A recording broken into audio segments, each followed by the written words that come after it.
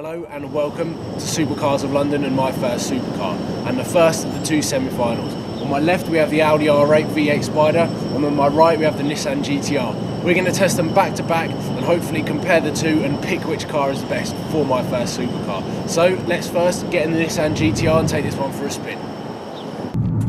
So here we go, semi-finals round one, contender one. It's going to be a lot of deja vu now for the next few vehicles. And we're in the Nissan GTR. Back in the GTR. Which we did back in November. Yeah, November. When we had probably a worse camera, worse weather than it is today, which is surprising as most of you know, the UK's been battered with winds and rain. It has been really bad. And today we get the sun, which is... And then we get some sunshine. They knew that we were filming today. They did. The gods of the weather knew that we were filming my first supercar. Well, I hope they did. Semi-finals. Semi-finals, Nissan GTR. It's the fastest. The fastest car probably in the semi-finals, yes. Yeah. So now we need to work out whether it's the best. Whether it's the best and the good things and the bad things. But we'll start being a little bit more specific. Yeah. So that's the kind of first good point, is that it goes like that. I wasn't expecting that at all. I wasn't expecting it. That's instant smile from the speed. Instant smile, exactly. Oh, that's nuts. So let's kind of touch on the simple points of the GTR then. Right, so we got a double clutch gearbox, yeah, which is completely silky smooth, very easy to use. We've got a car that's basically built to demolish racetracks. Okay, desirability factor, maybe not as high as the R8 or the Lamborghini. It doesn't have the same supercar appeal. What it does have is, you know, it is quite understated. It has a very specific look and specific kind of place in the market. Yeah, that's true. And it's so well loved on the internet as well. And it's an out and out performer, it really is. So that really is the crowning one for the GTR, is that it sits quite low in the price bracket. But it sits so high in the performance. It does.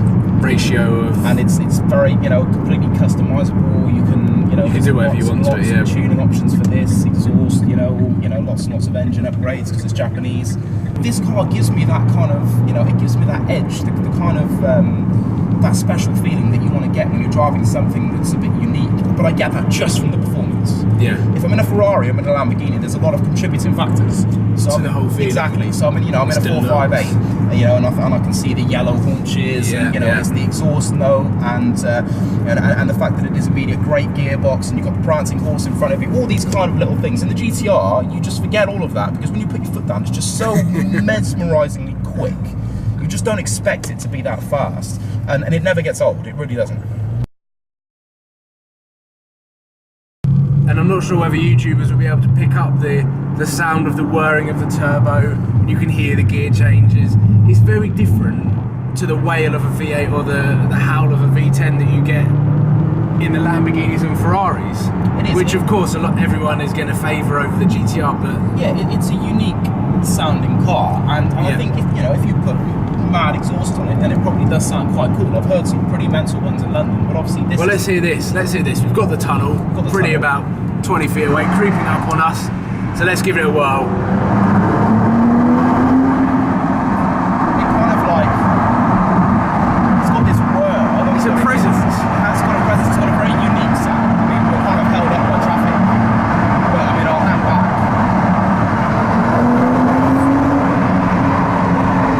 It's just it's power. It's the power. Yeah, the deliverance is mad in this car.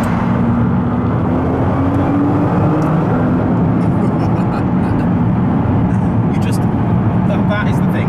That never gets boring for me. Just putting your foot down and it's just electrifying. It really is, and it just.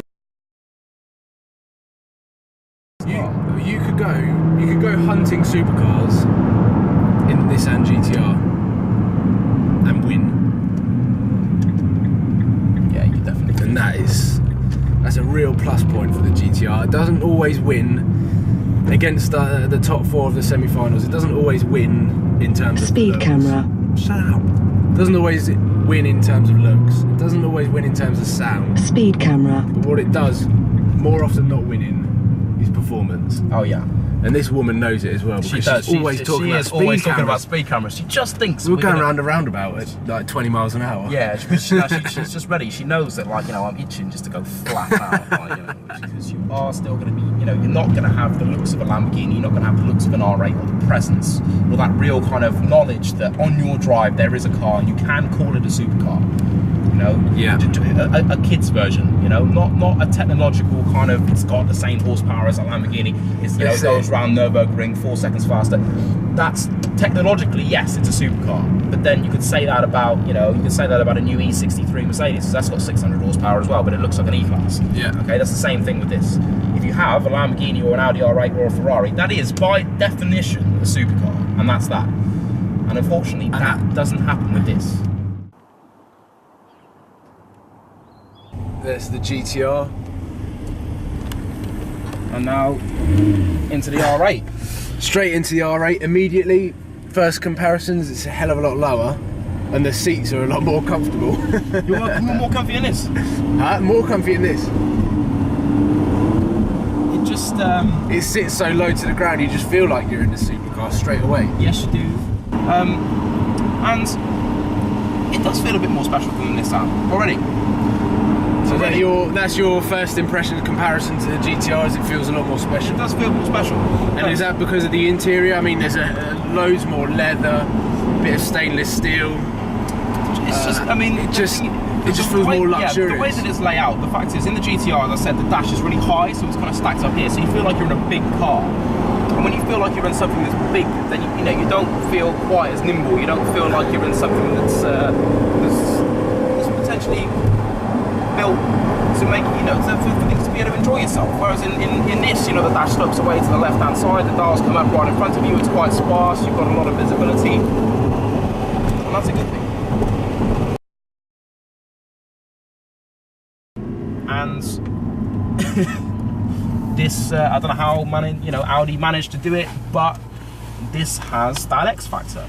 It does have a, even though it's an Audi, much more attractive package when you throw in the V8 sound, yeah, the R8 looks. I mean, it has a personality as well. The luxury leather.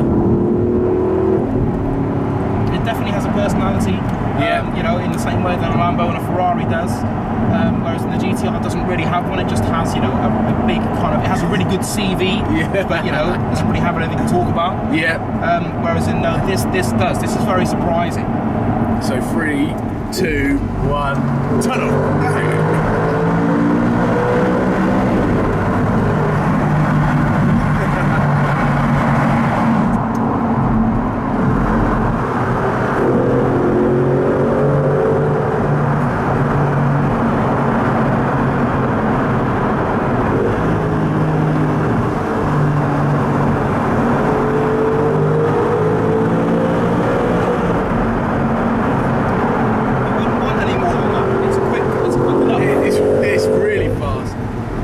Coming straight out of the GTR, which is stomach churning fast. It's hard to find. I mean, it's almost impossible to find a car that's actually going to encapsulate everything completely, because, you know, a supercar is essentially designed for, you know, that's what makes it have its own character, for performance, and you know, and a big luxury saloon is designed for, you know, for luxury. So if you can find a car that actually does have a little bit on either side like this, because finding the balance is key. Finding the balance is key, especially if you're going to be using the car a lot of the time, and I'm sure that you will be. Well, definitely.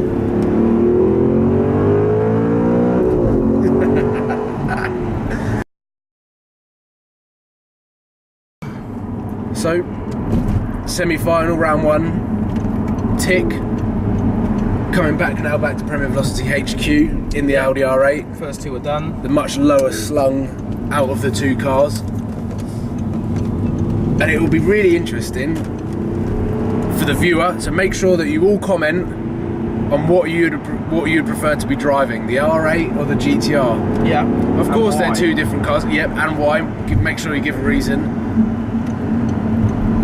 Because we've explained some of the reasons why we like the GTR, but also the drawbacks of the GTR. And again, we've done some of the reasons why we like the R8, some of the drawbacks to that as well. I think there's not many drawbacks to this car, apart from the fact that, you know, you could get a C63 or a GTR a bit cheaper. That's it, really. The drawback to the Audi R8 is it's not the cheapest. Yeah, that's it. That's it. And just make sure you get one with a manual gearbox. Yep. Because the R-tronic gearbox, Duly noted. sorry Audi, isn't great. I love the valves when they open. It really lets out a great... It does let out a good noise. Imagine what it would be like with a sports exhaust. Yeah. Something mental with straight pipes or something. Yeah. Well, if I was to get one of these, that would be exactly what I put on it.